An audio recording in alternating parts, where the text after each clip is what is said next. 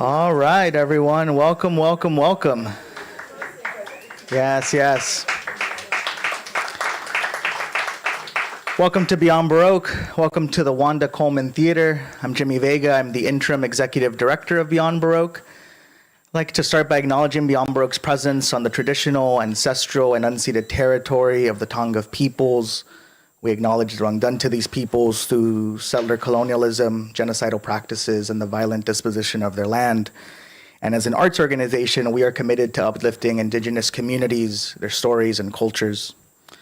I think a lot of you know Beyond Baroque. We know that it's Los Angeles' oldest literary arts center. And we know that it's more than that, right? It's more than a bookstore. It's more than a gallery. It's more than some beautiful gardens. It's a community. And we're here today, gathered in community to celebrate our dear friend, Jan Wesley. Jan was actually one of the first people I ever met at Beyond Baroque, actually.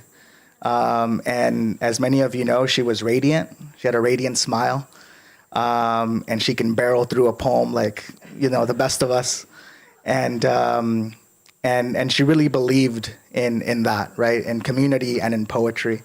And we'll hear from the community today to celebrate the posthumous release of It Wasn't Always Like This by Jan, published by What Books Press. It's a beautiful book, Gail. And I'm sure that, the poems inside with all of Holiday's work, that it's beautiful inside as well, So I think I'll leave it at that. Thank you so much for gathering with us today. We're gonna hear some of the poetry in the collection today. We're gonna hear from folks like Gail Wronsky, David St. John, Jim Natal, Mariano Zaro, Sarah Maclay, Jeanette Clough, Marjorie Becker, Holaday Mason, and Paul Lieber. As you all know, Jan loved creating art. She loved writing. So I'm glad that we're here to celebrate that today, to gather today. But even beyond just this moment, this afternoon, let's create more of it. Let's create more of it in Jan's spirit. So with that, I want to introduce the publisher of What Books Press, the amazing poet, Gail Wronsky.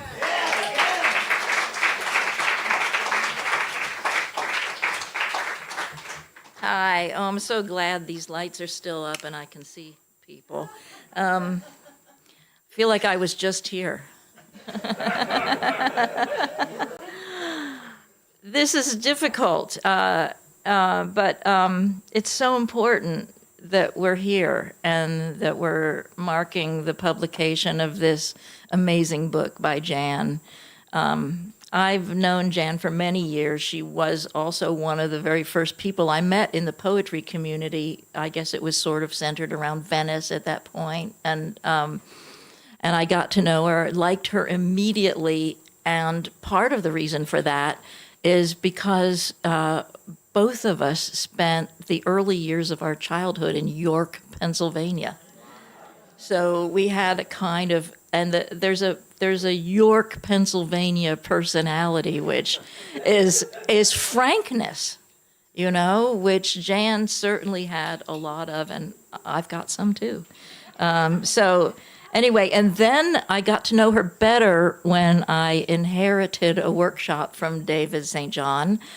Luckiest person in the world, me, to have inherited this brilliant workshop, which is the old T-Bach workshop and includes Kathy Sandstrom, Judith Pack, Charlotte, Hilda, so many really, really amazing writers. And when I started getting to know Jan's work, I was really blown away by it. I mean, such a distinctive voice, so powerful, so unabashed, so intelligent.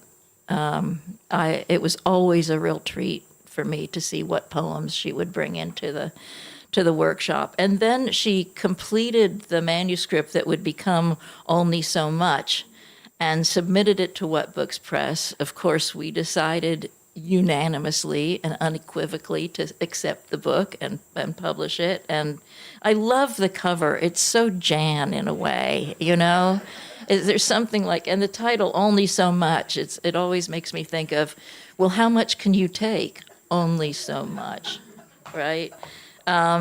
So then when it became clear that Jan didn't have a lot more time, I asked her if she had any new work, and she said yes, in fact, she did. She was finishing a manuscript. So I talked to the Glass Table Collective. It's the people who run What Books, and some of them are here. Kate Hake and Rod Belmore are here. Chuck's here.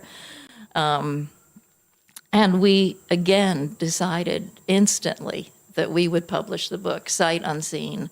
And so thanks to David Perry, who is here, who managed to unlock Jan's computer and get all of the poems off of it. And thanks to Holaday for facilitating that process. Thanks to Jim Cushing for organizing the manuscript in a form, which it was editable, and then I edited it, and not much work to do there, really. She wrote almost until she died. She worked on the book up until, I think, Sarah, you said, right, the day before she went into hospice. She was, within days, she was working on the book, and this is the book. It wasn't always like this, and it is just absolutely a brilliant book. We're thrilled that we had the opportunity of publishing it. And so what we're going to do today is read poems from the book. All of the members of her collective, the Venice Collective, will be reading poems by her. I'm going to start by reading the first poem in the book, which is What We Mean About the Love of a Life. I am allergic to coconut and cat hair. When we broke up, he sent me a tuft of orange cat fur and a coconut box label taped to a piece of cardboard jammed into an envelope. It was brilliant. It was art. The last time I saw him, years had gone by, and I walked up behind him where he perused a shelf of CDs, his spine lengthened by taut muscles inside a cotton blend sky blue shirt, and I still knew the sway of his torso, a slight rise in the left shoulder. And I don't remember, but I probably gave a good sigh to his ass. Corduroy pants tight around his legs that always had a savvy instinct to run. When he broke up with me, or the me unable to give up a pending lifestyle I didn't imagine I would regret, there was the sense that love would never be the same. The day we met, he leaned back in his chair on its two rear legs and looked at me walking up to him, not giving a shit whether I was stylish or distracted or young, or whether he was interested, available, or kind. We had been set up for what most people would imagine was a date, but for us it was all about changing the system. That's Jan. His eyes studied the world and its roaming clans through window-thick glasses with one stem taped to the frame. We lived on a hill, choked off by a 5-lane boulevard lined with ethnic restaurants and shops that stayed open late because people had nowhere else to go. We were poor, but not like people who didn't stand a chance. He and I could read contracts and choose not to make raw deals that would take things out from under us. We could con our way into jobs and always make a few bucks for gas and food. Our bodies were chutes pushing up from the dirt. We were lion-hearted, laden with limberness. We were just beginning. Yeah, wonderful poem. So I don't know who's coming up next to read from this book. Marjorie? Okay, please welcome Marjorie Becker.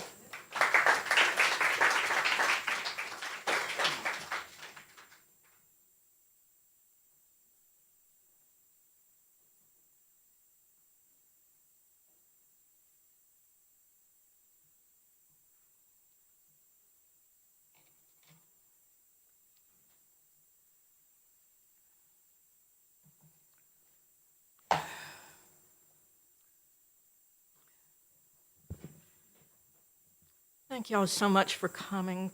I really want to thank Beyond Baroque for all it has done for this group. I want to say that my first friends in poetry in this town were David, Jan Wesley, Brenda Yates. They are remarkable, remarkable people. And one of the things that happens in this book is that each member of the posse wrote a little bit. And so about our experiences with Jan, and the thing I want to say is that my parents visited me in LA every single year. My father was the most remarkable person in the whole fucking world, and he didn't meet many of my friends in LA, but I'm ensured that he would meet Jan because she was such a remarkable human being. The first Jan poem I'm reading is Dancing in the Living Room. When my mother told me to take it off, I knew it was my kind of music. Jeff Beck. I was limber like animals in trees. Danced up to my mother like James Brown, dangling her car keys, pleading my rock-solid case that there was nothing more dire than grabbing the wheel to drive me to buy my first LP. And she did. And we parked in front of a monstrous box store that changed the way cities shopped, the way appliances changed the frequency of home-cooked meals. She slipped me $5 and waited by the curb, perhaps remembering songs she knew, like Funny Valentine. The times her fleet feet slid around a room with men who loved her before I was born.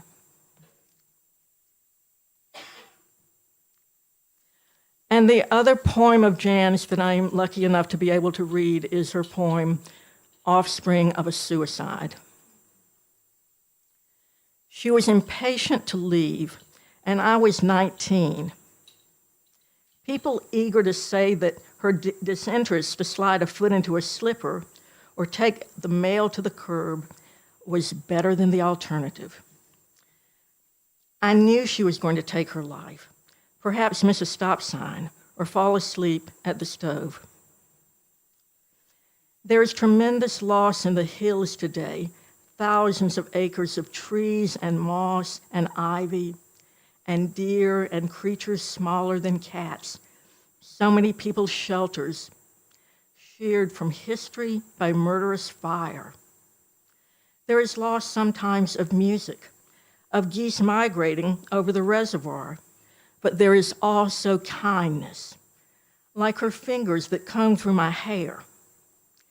Pictures of peonies or dogwood branches she arranged on my desk as though she was the maker of all things. Wonder, she would say, wonder what things do, who the animals trust, what people mean when they love you. She would pat my back like a drummer to urge me on to forge passion into its rightful place before the lack of it could do me in. The day the phone rang, I knew she was dead. I sat on the steps of the admin building to watch people trail as if the glide of the movement might ease my grief until I had to return to the golden state of opportunity and celebrity, one foot dragging the other onto an airplane, taking off into weather and miles of fresh snow, slathering the mountains.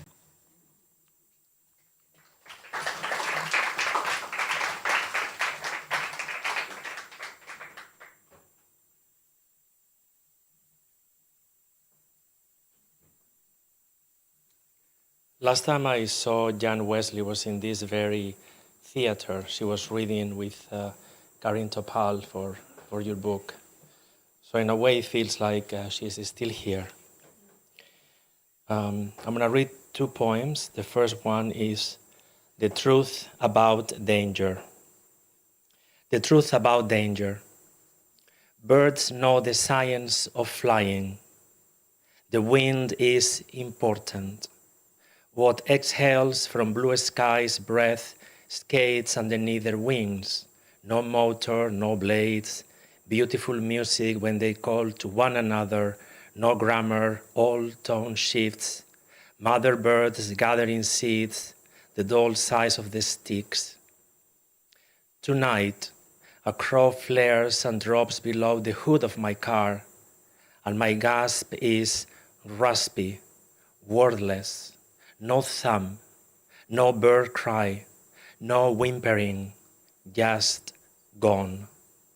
I pull over to the shoulder and see the wing as it stays still, feathers fluttering their last.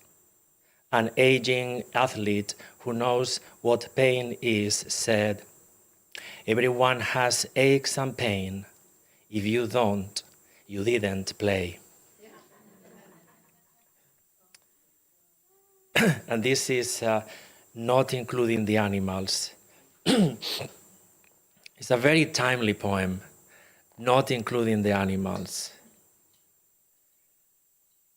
A boy picks up a gun his father gave him, and the father takes his son to a field where they shoot bullets, 10 in a row, into pitch cans, line up unpelted, until nothing is left but holes. By the time the kid grows enough to make the gun his own, he likes the feel and praises the holy miracle of distance and speed to kill things in case there is a need to eliminate threat to his family. They grow large, so he needs another gun to keep his wife and children and dog alive, so maybe a gun for each person he has to save is the best advice. When there is a sound, perhaps an animal raiding the yard, the man fires, but only a coyote. So he tosses the gun, or better to bury it in a spot he will remember under the dirt, disfigured by 400 million guns for 300 million people. Thank you.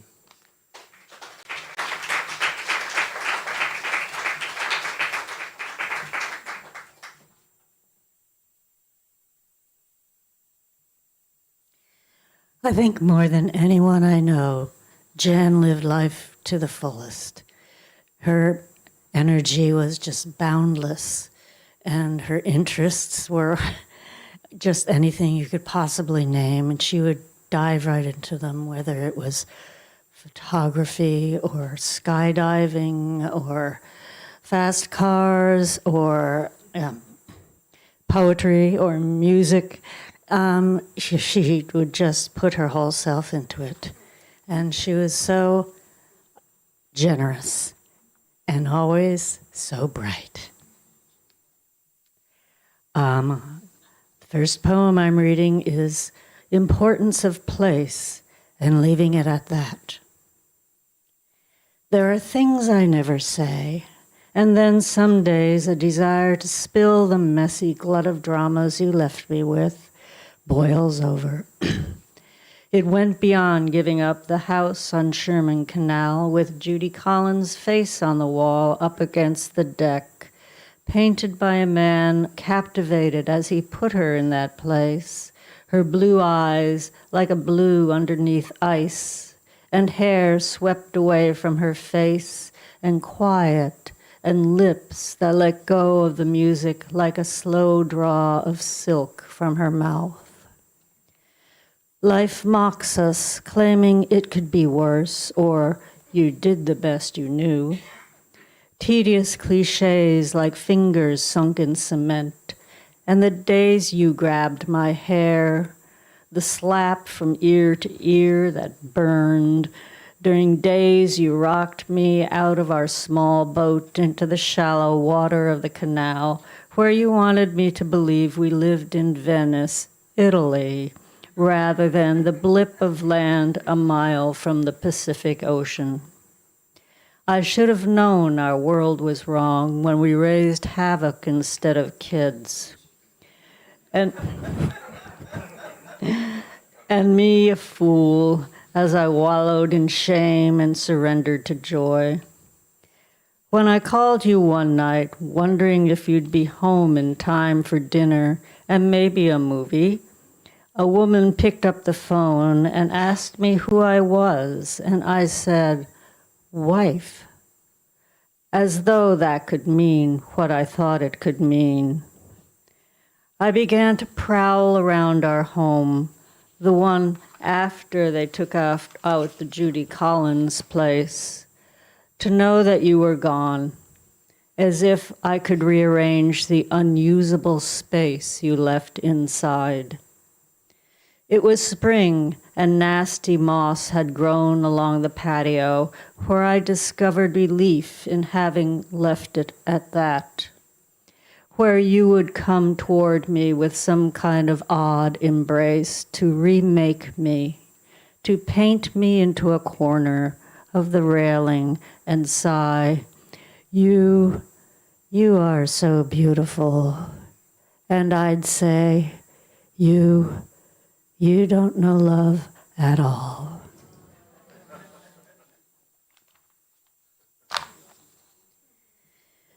The new music. In Disney Hall, I sit by a man who loosens his tie and kicks the side of my calf as he crosses his leg, a double excuse me. The celebrity conductor strides to the center of the stage, swings from audience veneration to his famous musicians, suited up in black clothes, erect spines, his breath unheard as the white baton is raised. I sit above the rhythm men with sticks striking bells, crystal glasses, gongs trembling. Piano keys are played in a blur, struck by a woman who glows with the precision of her maestro. My mind flees its demons of circumstance, unconcerned if the maker of the composition bent it this way, or if Philip Glass truly knows those streams traveling beneath the sound. I leave my body, pinned to my seat by oboes, French horns, string pings, until there is in the afterlife of dying notes, and one long fade quiets into the shuffle of the audience.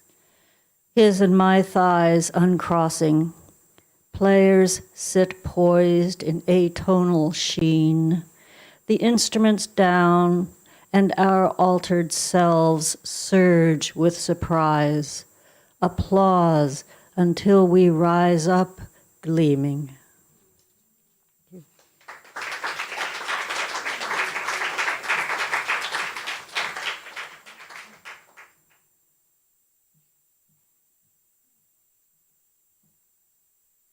Well, thank you all again for being here tonight, or today.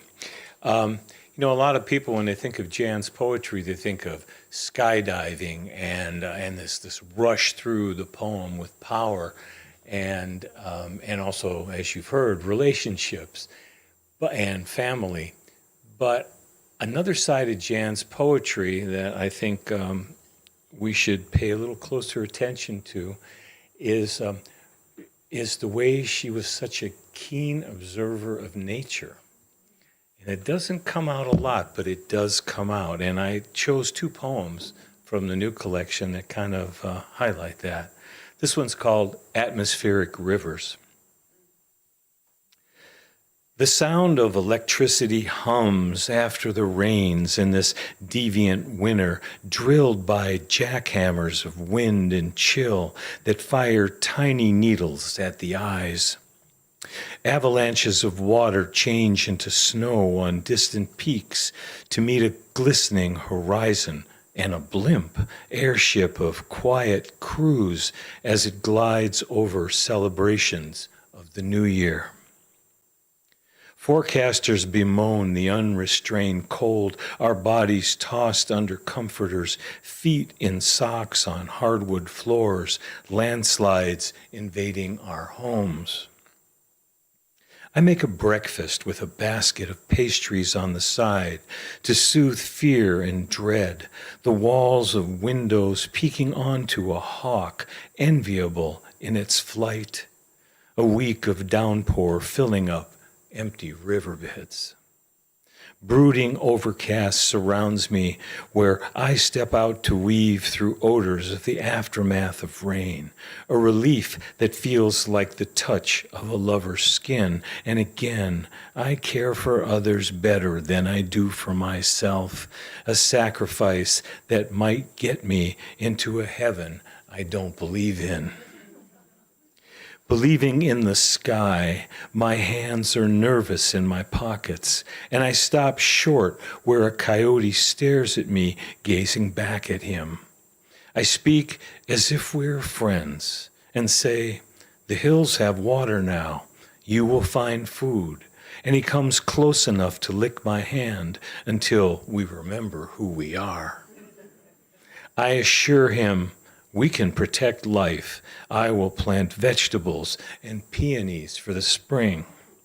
But really, what I'll do is rise over the earth to imagine what lies hidden under the skin of a field that isn't meant to be a field.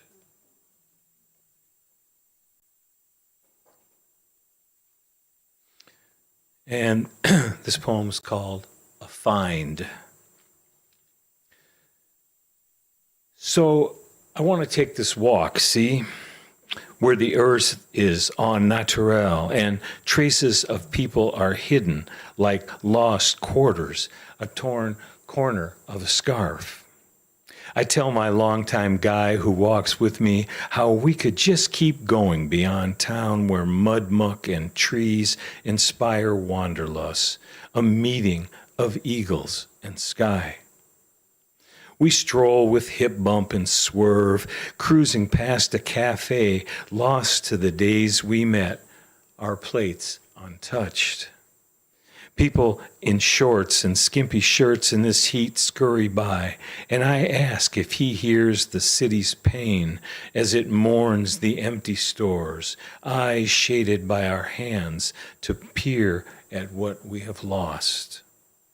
We trek to a darkening edge of the woods, our feet in mulch unfamiliar to what we know, a secret garden, a beetle holding its slick wings against its body, all lit up, iridescent in the glare of satellites, sun flares, a galaxy. Thank you, Jan.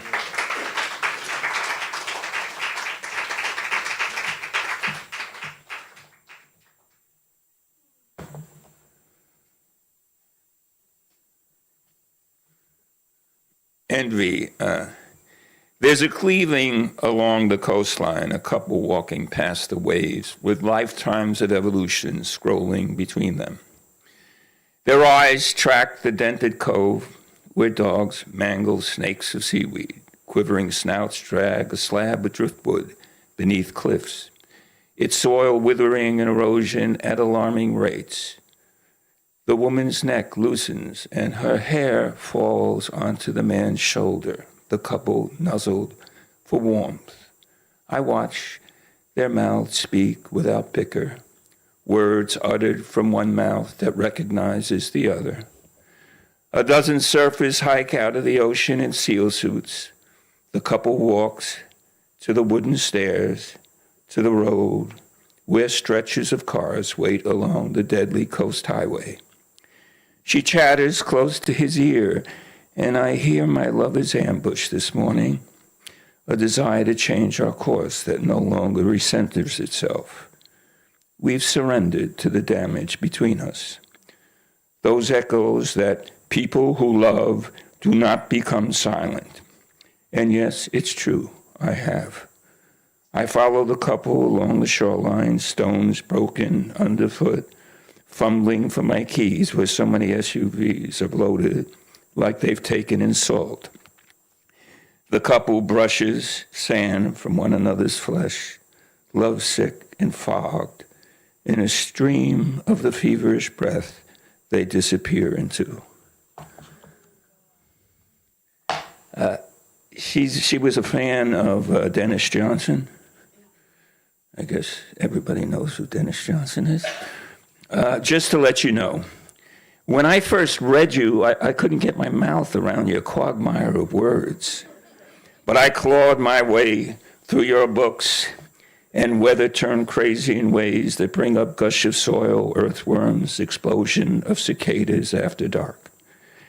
They told me you were fickle and a little ferocious around the eyes, your spit of meaning surrounded by a stomp in a loud gait until we have to duck and weave from what might feel like a hook across the jaw. Now no one's talking smack about you anymore. Some of us stuck in a state of homage, as if you dance on fire, like moths around the lamp. And truly, madly, I would scramble to lick the flames and bear the burn, even careful as I am about love and getting taken by guys I don't deal with anymore. I used to think if you met a bad end, I'd be graveside. Sunlight sucked through the trees and people wondering why I'd showed up to see you bundled into your last darkness. And when we might have marked some covert time, like a couple of prisoners smoking, knowing how to parse each other, while we stepped into the dark to sip the milk of headlights and blades of off-road grass for hours, wrapped in a blanket under stars popping light like fireflies, and you in the quiet, whispering, I was your lady of wet glass rings on the album cover.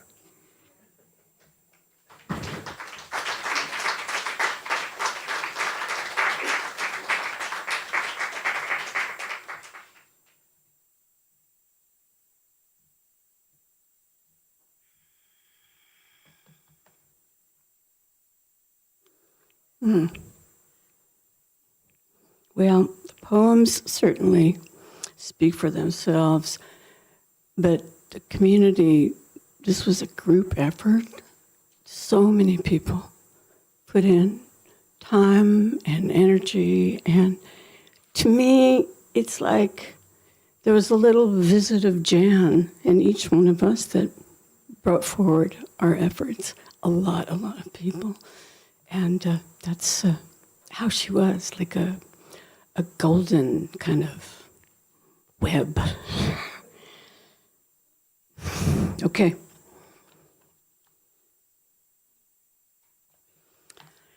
After Raymond Carver at midnight,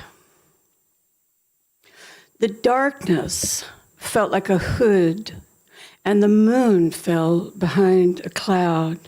So I turned on the light.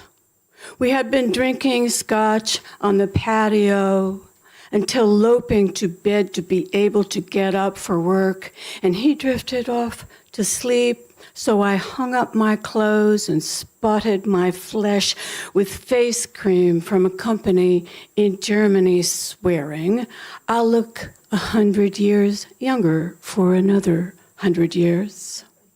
He dreamed he would leave the two of us and head out like a camel across the desert, knees flexible, leisurely in their gait, knowing how to save water, understanding distance. I carried on reading a story about couples who drank colossal pours of liquor, making me abandon the book as if the hush of pages might wake him. The silkiness of the sheets sends my leg to touch his leg out of habit, remembrance of the final things he'd said, to have the last word. He makes a final point by saying, it's like that, emphasis on that. I was bagged under the eyes when he walked to me, half naked in runner's shorts, bent to kiss my head, hand grazing the top of my back. There is an outline of his hand on my spine, like that, baby. It's like that. My weariness too deep to ask him, what's like what? To tell him for the 96th time, stop calling me baby.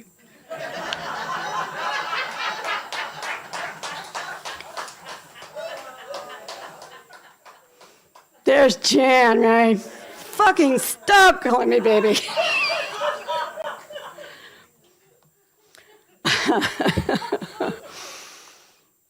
Corners of a boisterous sky. The bird rescuer says birds like noise. Suzanne Vega sang blood makes noise. And whatever the beak or body takes us, wherever the beak or body takes us in our preening and turmoil, there are untethered leaves and a crackle of branches as the winged ones touch down and circulations of blood scramble to feed the heart.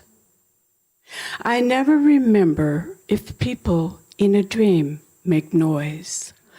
Gulls flap above lovers shifting in sand. Then I'm flying into a small town, suddenly not my own.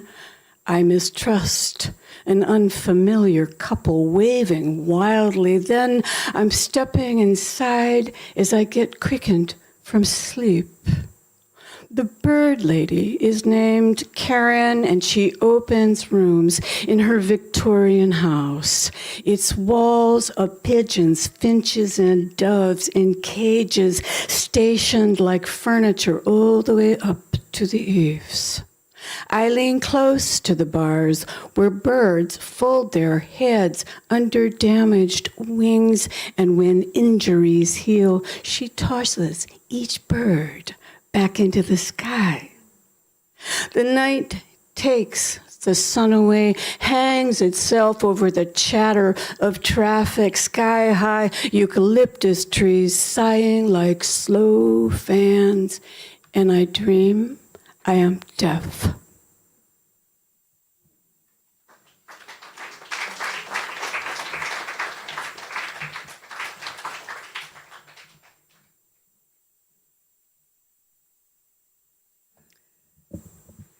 It's really nice to see everybody here today for our friend.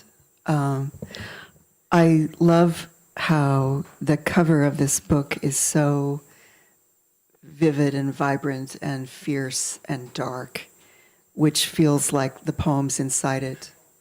And the vibrancy of Jan.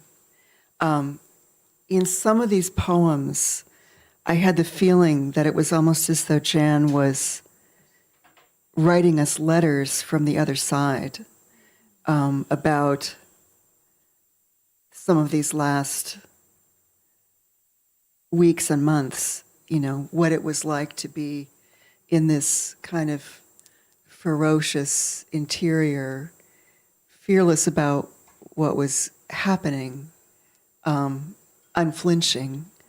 But, you know, she was in more sporadic contact for all the obvious reasons. And I feel that way about both of the ones I'm going to read you from this book. What if the animal self bucks me out of the corral? What if the violin bow grows a jagged edge and saws the ballads of love into pieces? Arias sliced from a jaw hinge, and what if we sigh into the universal microphone and reverb is bruised on its boomerang return? And what if I relinquish to the humans with blood on my hands, learn to yield myself, to be chameleon, undo the fixer? And what if need or want gnaw holes in my dress until they make my back bare, and I make a sly reach, then let go of my grip on slippery land at the tree until free to ride a quiet boat on the river?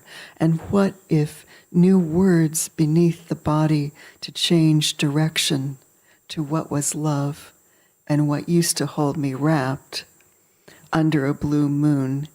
This is no longer what I mean. And what if my path begins to reach skills of the grift and all is mercurial, and what I know is damaged like a curdling?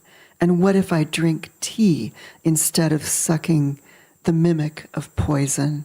And what if I am surprised by unfamiliar vision? And what if I go there?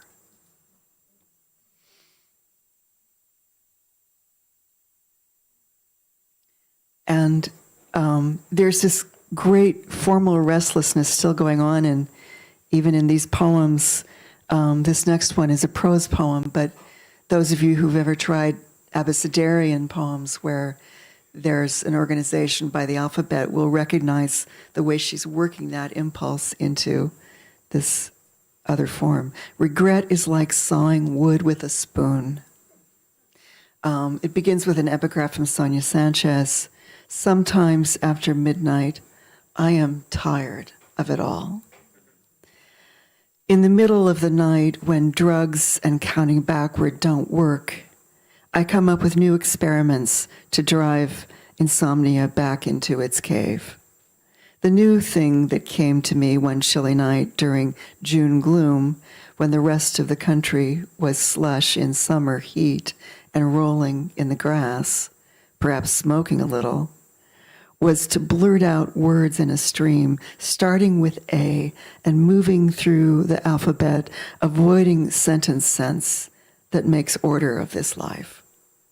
When I feel my midsection ticking like an explosive in a briefcase, I start my list with acrobat, then easily mumble through beleaguered, cauliflower, danger, endemic, and I know I could read a book from my stack, but other people's exploits gather like misdemeanors, urging me to sidle up to regret as if it is a living, breathing body, and no doubt flammable.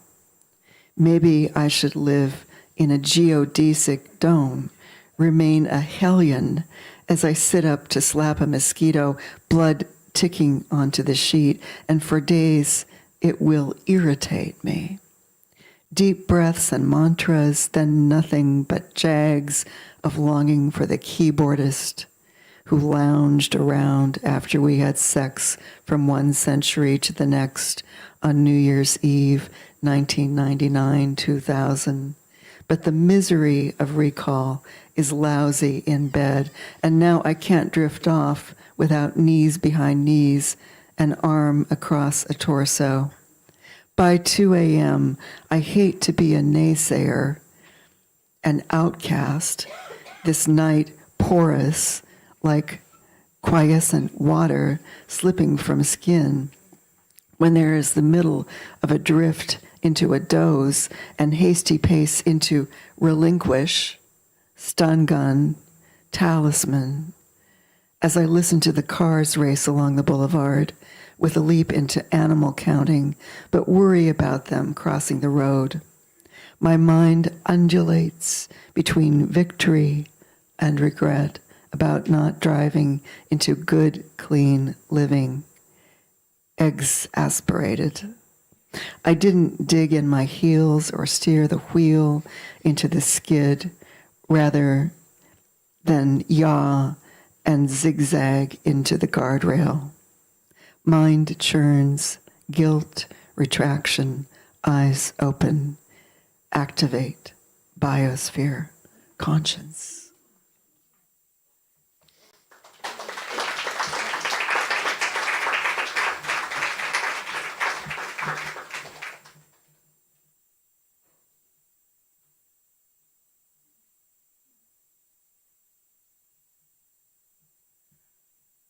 Well, just for a moment, you have to imagine Jan here. And just like flashing her eyes and that million kilowatt killer smile, and just looking around and seeing all of you, all these people she loved. And think of her just saying, "This is fucking awesome." Like, well, I should have, like, just arranged this so I could be here and do this, and you all miss her the way we miss her, because you've never known anybody like her. Just admit it. And you've never had the guts to go with her and free fall. Yeah. And one of the things is, before they were the Venice Collective, the poets involved in the collective were what we called, I don't know how it came about, but it was the Monday Night Poetry Posse. And I think, because we met on Monday nights, but I think Jim was there. But I think I said to Jan, why posse? And quick as a lick, Jan said, "We take no prisoners." All right.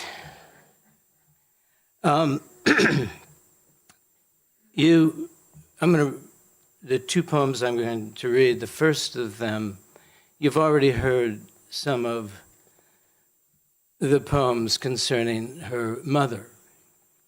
And I want to read one from the new book.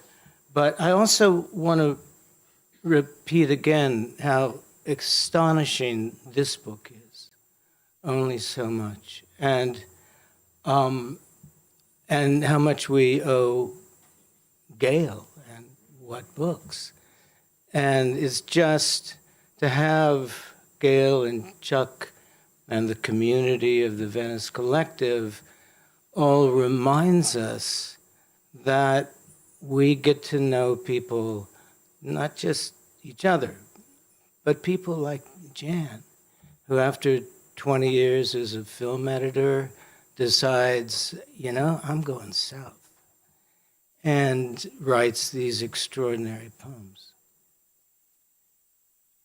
I don't know how much, I wanted to mention Only So Much also, because there's extraordinary elegies in that book. One for her father, the remarkable journalist David Wesley, and several for her mother, Marie Hansen, who was a very famous photographer, only the third woman who was hired by Life magazine during the 40s, a very famous photographer who is known for, she was assigned to the White House Corps during Truman's years, and then with Eisenhower, of all the photos he could use for his official photo, he chose one by Marie Hansen. And the poems don't allude to the fact that Jan's poems, that her mother was once asked to do a screen test with Walter Pidgeon.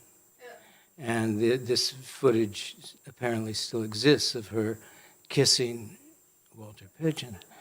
And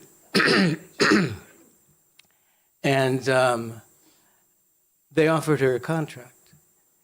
And she declined it and said, "I'm still more interested about what goes on behind the camera than in front of it." And you can hear Jan with her camera. And once when she was taking photographs of me for an anthology, I needed a picture, was when I first learned about her mother. And I was asking her about the camera she was using. And she said, "Well, I used to use my mother's cameras, but I just can't anymore." And I said, "Well, are they just too old?" And antiquated? And she said, no, that's not it. And then she told me the story of her mother. This poem, excuse me, which is called We Were Just Like That, is amazing to me because it's a poem it's a poem that's wrestling with these elements of her past, and it has to do, as Jim was saying, her relationship to the natural world. But this is really elemental, about growing things, giving nurture or not. We were just like that. My mother handled the heaviest pain with a hush in her throat as she settled me in the garden, short of breath, clearing out weeds. A crush of woe could land on her like steel, like soulless TV when the days ended. And I would lie down and suck deeper into her. Weather arrives with its stealth, blazing in chains, when I am still and chill under this skin, and growing old without her. I misunderstand how I am too much like her, how even meager dampness reshapes soil. Crosswise on my bed, I look past to the north side of basic home construction, a glaze of windows looking beyond that, a childhood in our courtyard, steeped in snow. Trees grew 30 feet high after my mother was gone. Murder by her own hand. The body incinerated and abandoned beneath the life she died in. We were wild together, with furtive gestures, her face pure diamonds, our hands shiny with new growth. And lately, ghost sounds waft like weeds.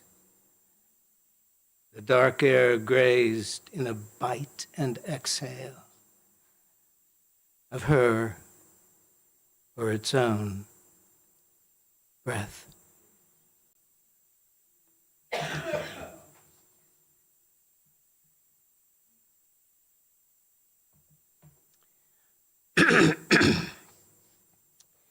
I'm really happy that Jan's close friend, Mary Angel, is here. And because one night after an event in this room, where there's a party on Rose and Lincoln at a Mexican restaurant, Jan and I had spent weeks before they knew each other, conspiring to make sure Mary and Ralph Angel met each other. And like we rented this patio at the restaurant, and and a lot of people, it was crowded, and like Jan would text me and say, "Where's Ralph? Do you see Ralph?" I said, Mary's right here. Okay. And then they ended up, of course, finding each other all by themselves. Ralph was Jan's mentor for her MFA at Vermont College, as he was Sarah's. And he invited Jan to teach where he taught at the University of Redlands. And sometimes Jan would, because it's a long commute, Jan would give him a ride out, a ride back. And this is a poem that is Jan's elegy for Ralph. And it's, many of you here knew Ralph and knew that he inspired great caretaking. And this poem is somewhat about that. And of course, I wanted to read it because it has some of Jan's astonishing humor. It's called A Park Bench. Let me say too, when I finish reading this poem, I want you to just let Jan know we're here. Okay? A park bench on the edge of the university. Sometimes a great idea might come rolling to his feet like a ball, a widget broken from a wire. He might look down from the bench. He might peer forward as if the idea were a jewel or a sign, and log it away for a line with just the right detail for his pen put to paper, enlightening the previously mundane.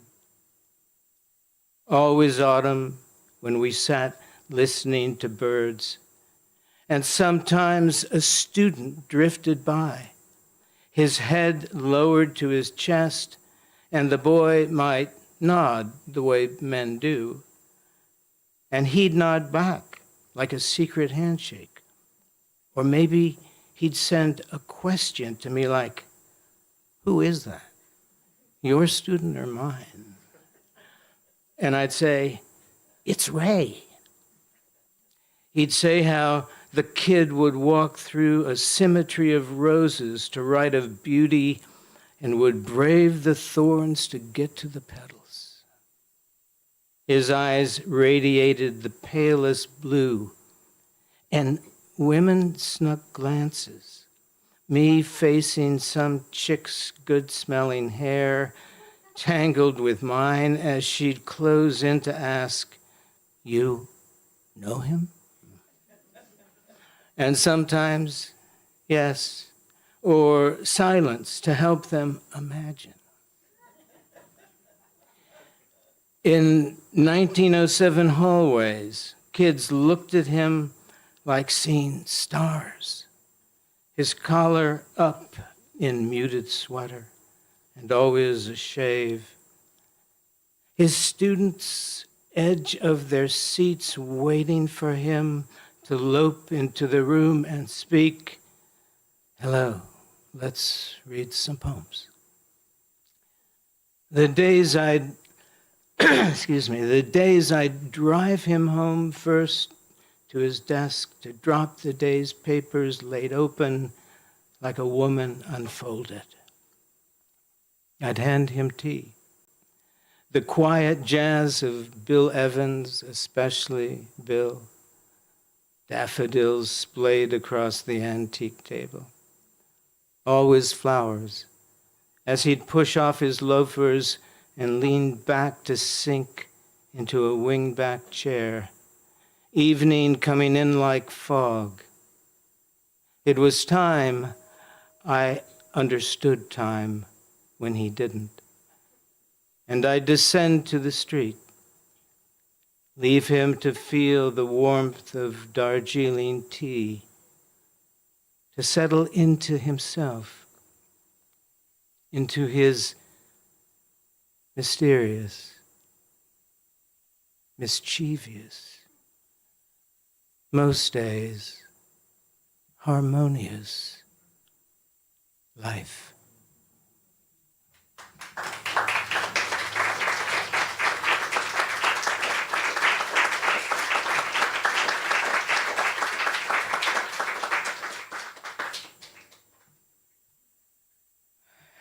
Thank you all so much. Again, thank you to Gail and Chuck, to What Books Press, to Holaday Mason, the Venice Collective, Thank you to all you for being here.